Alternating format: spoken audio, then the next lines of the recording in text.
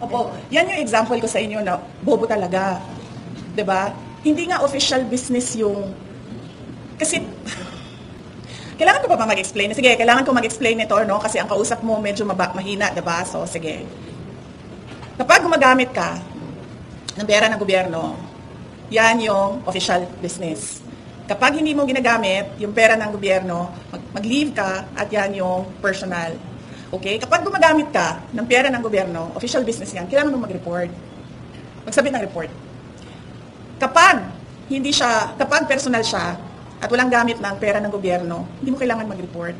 So, ganun lang yan ka simple. Na kailangan ko pa i-explain.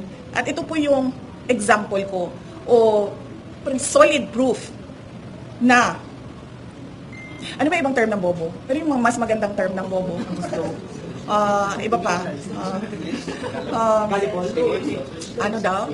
Sa Bisaya, sa gani, ng bugo gani? Ay. Pero sa kuan, sa Bisaya slang, sa ang bugo. Oplok. Mas worse man sa bugo eh. Yung medyo maganda pakinggan, pero nagsasabi ka pa rin na bobo. Ano? Ha? Slow? Slow kasi hindi siya bobo eh, slow. Siya hina lang, no? Anong pag-iba? Bobo na lang. Diba? Yan yung example ko. Kita nyo, kailangan ko pa mag-explain. Nakatahiya na yung ginagawa nila. Sa totoo lang, as a Filipino, I am truly embarrassed with what is happening in our country, especially coming from the administration. Last two questions, VP. Yes, Ma'am Aileen, please use the mic. VP.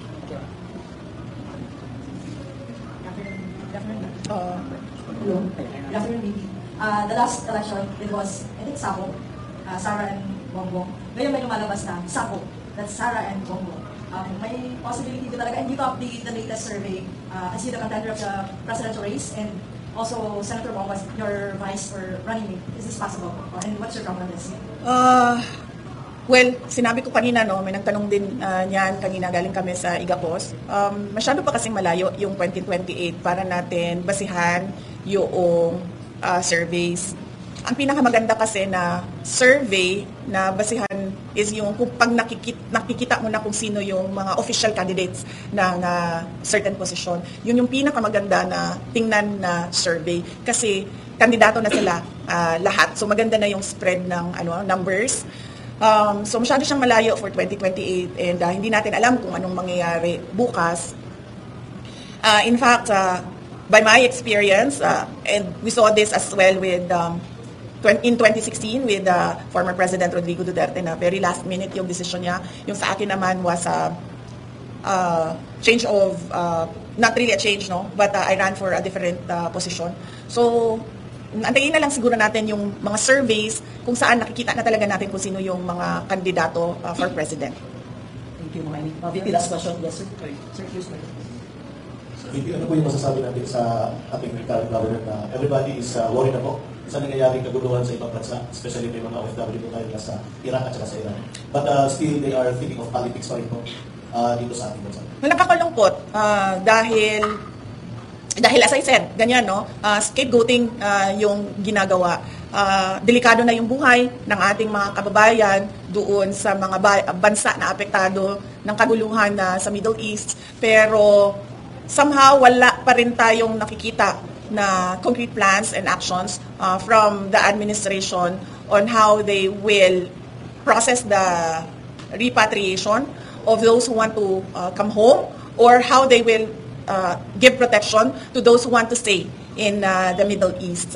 Yan po yung trabaho ng gobyerno pero hindi natin nakikita yung urgency sa mga galaw nila pagdating sa seguridad ng ating mga kababayan sa Middle East. At ang nagagawa lang nila ay binabalik nila sa impeachment yung topic, binabalik nila sa political persecution yung topic, binabalik nila sa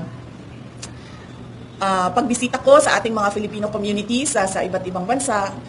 Doon lang nila dinidirect yung attention nila at hindi doon sa mga totoong problema natin tulad ng dati ko pang sinasabi 2 taon na pataas ng pataas yung ng pagkain, ang basic necessities. Tumataas din yung nagugutom.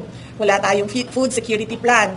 Plano pa siguro nila na sumali sa kaguluhan pero wala man silang iniisip kung paano nila masecure o mapanigurado ang seguridad ng mga Pilipino. So, anong mas magandang term? Ano ba ang English sa bobo? Sus, kunwari pa kayo wala kayong chat GPT dyan, ha? Kunwari pa kayo lahat na wala kayong chat GPT, ha? Bulayog sa Binisaya ba na siya? Stupid, no? In English. Intelligence. That is significant impact on the Israel war sa ato American. Tinuod ka? Yeah, he said. Kanus ana? Niya gisulti tinuod na niya gisulti niya.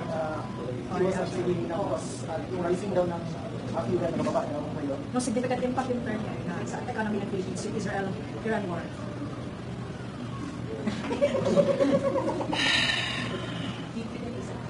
Yes, ma'am.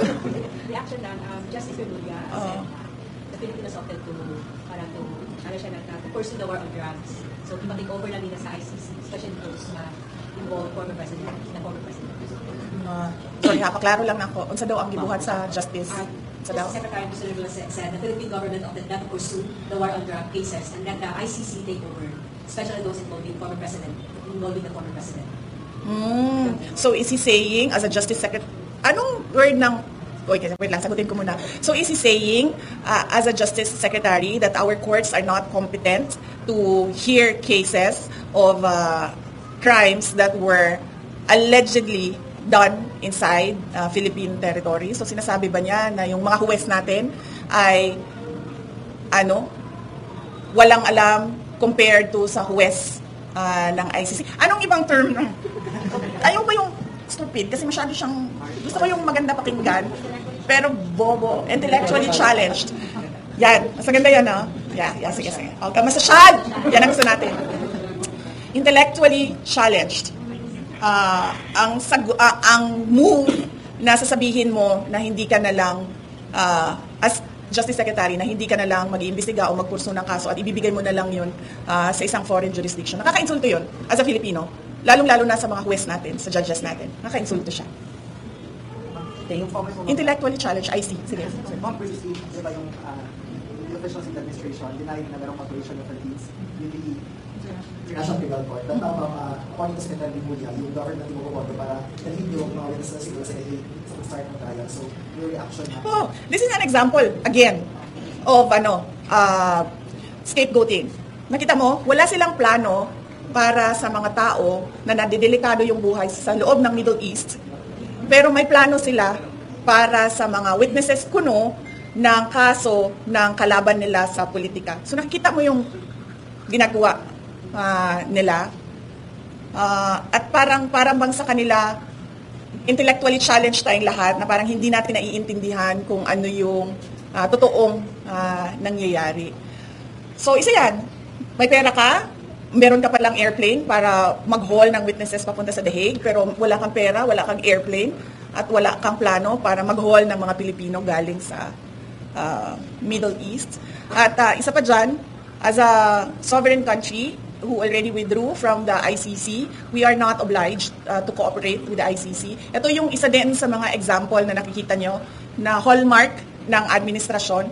Meron silang sinasabi ngayon, tapos iba yung gagawin nila, and parang sinasabi na lang, parang doon sa part na nagsinungaling sila, ay hindi nila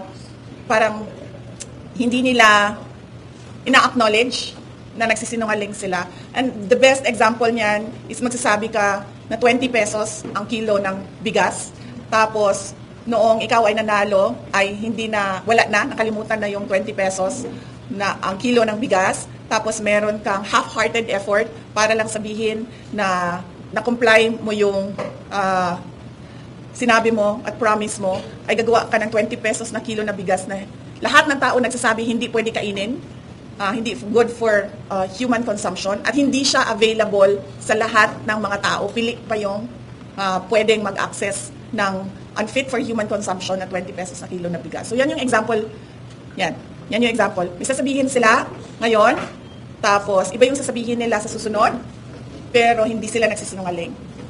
Ang tawag dyan ay, hindi ko alam anong tawag dyan, sinungaling. Ang tawag dyan ay budol. Anong mas magandang scam? Yung ang scam kasi parang stupid yan, no? Pero yung social, anong social ng budol? Yun, pag-isipan natin kung ano yun. Pero sa isa meron na tayo, intellectually challenged.